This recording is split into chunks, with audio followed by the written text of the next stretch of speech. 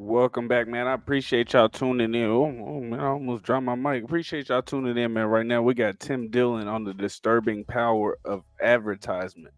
Now, I'm somebody who believes in the power of social media marketing, advertisement. As you can see, everything we do is sold to us through advertising. Now, he spoke on the Joe Rogan Experience. I haven't seen this video yet, obviously. That's why I'm doing a reaction to it. But I want to get y'all opinion on this video. I'm going to let it rock out and play real quick, and I'm going to give my take on it as it goes Joe along. Rogan Experience. The way Jerry Seinfeld sells, like, he goes, there's nothing better than a pair of Levi's, or you know? Yeah. Or he goes, a Volkswagen Beetle or a Bic pen. He's like, if things don't make you happy, you don't have the right things.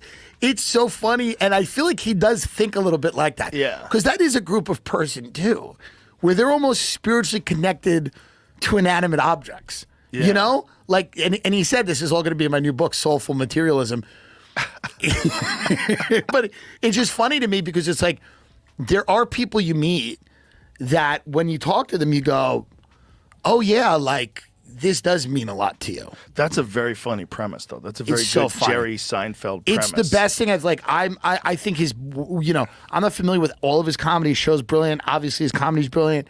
But that awards was like this very unique, different thing that he goes, yeah, these awards, he goes, here's what they really are. He goes, I know this award means nothing. He goes, and I know that because the last time we did this, you know, the last time they had this award show, they left a bunch of them up on stage and you all just came up here and grabbed them. He goes, you didn't earn them, but he goes, you just brought them home because they prop up your meaningless lives. It's the best thing I've seen from him. It was my just favorite thing because it does seem like he's totally raw. And I feel like that is him. Yeah. Like he is being real in that moment where he's basically like, no, this is what it is. Yeah. Yeah, here's the shiny thing. He goes, it doesn't matter that it doesn't work when I get it home. I want it now. He goes, I want the thing on the commercial. I want it. And there is something so deeply American about that. It is disturbing on some level. But there's also a level where you got to just recognize how powerful that stuff is too. Yeah. Like we are one of the only generations of people that have experienced this level of prosperity. He's definitely right with that, man. We the only ones that really, you know, we getting this much money in this day and age. We got, and not even just money, the wealth of knowledge that we have, a lot of data that we have, the fact that we can live stream across the world and do all of this right now that they couldn't do and get information out of there. We do have a lot in comparison to, you know, previous generations. And especially with advertisement now, they got new tips, tricks, and ways to really drill it into you. You see, they trying to work on ways to get commercials to play in your sleep and in your dreams. Oh, yeah. Which is crazy. And instant access to goods. To You have everything. an app on your phone, Amazon. Anything And you you can just can buy get. whatever you want. You can buy crazy shit on Amazon. Very expensive things on Amazon. You just have it sent to your house. It's like my Whee! boomer parents were like the first heavily propagandized generation with regard to advertising. Yeah. That's why we all grew up eating shit. The Mad Men era. If you ever seen the show Mad Men, that's what he's talking about. Basically, they was just feeding us whatever, cigarettes, tobacco, war, you know, whatever they could really shove down our throat, they was feeding us. And they just had all new types of ways, magazines, commercials, TVs was becoming a bigger thing. They used the radio. It was a whole lot. Because like they believed corporations. Yeah. Corporations were like, McDonald's is it. Your kids are going to love it. And you're like, all right, go to McDonald's. Now, my cousin's two kids have never had McDonald's. They're 6 and 4. She goes, I can't control them forever, but for right now, they'll never have McDonald's. We grew up eating there Yeah. because corporations were paramount. My father loves commercials as much as TV shows. He used to call me like the Budweiser frogs were his favorite thing in the world. Remember those 3 frogs? do remember those on frogs. the lily pads? I They would do go remember 'em. Budweiser. And my father loved them. To him, that was art. Like that, the boomers were like one of the first generations where the advertising was art. Like after 9/11, Budweiser did this commercial where all the Clydesdales took a knee and they said from One America, and they were doing it, and you're like, where was it? And they're doing it in Jersey, and you're looking at where the towers used to be, and it took you a minute to get it. And then they all take a knee, and Budweiser said, from one American icon to another. And my father's like crying in the living room, going, this is the greatest thing I've seen. The bodies were still like smoldering, and my father, yeah, here it is.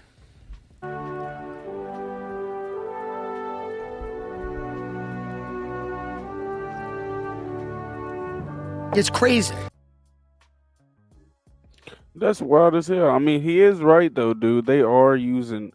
I mean, they've been using 9/11 as a marketing tool since 2001. They've been using that as a marketing tool employed. But the fact that beer companies and whoever else can use it as a way to sell you more alcohol, what type of message is that really sending? What type of people do you want to really get with this? Like he said, his dad cried after seeing that commercial.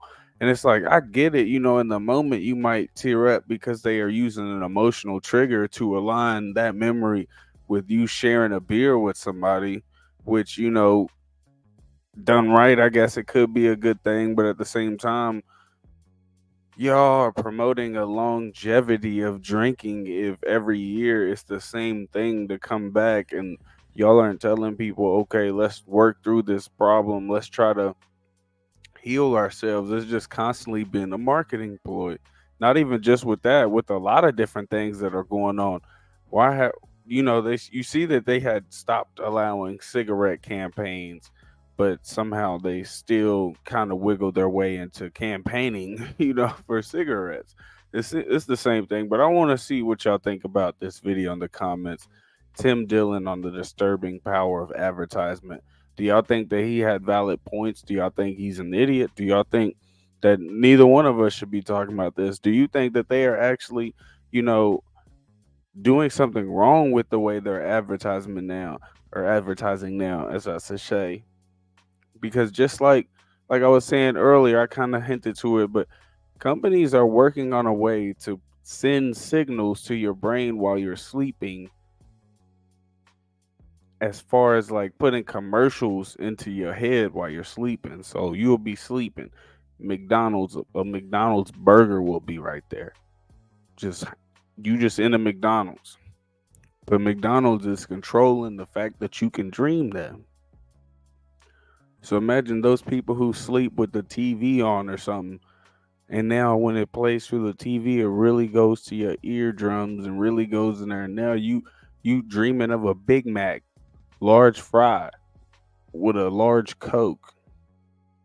And so you wake up the next day and you've been dreaming this every night. So now you going to McDonald's and you gonna get that Big Mac large fry and that large Coke. That's a problem because if they can have that technology, what would they be doing with it? They're not gonna be just telling you, hey, be a good person today, go to the gym, do this and that. They're gonna be telling you, hey, go buy this burger, go go to war. But I just want to hear y'all comments, man. Let me know. Appreciate y'all tuning in. This is WLVS TV, Wolves TV. This is Lone Wolf, and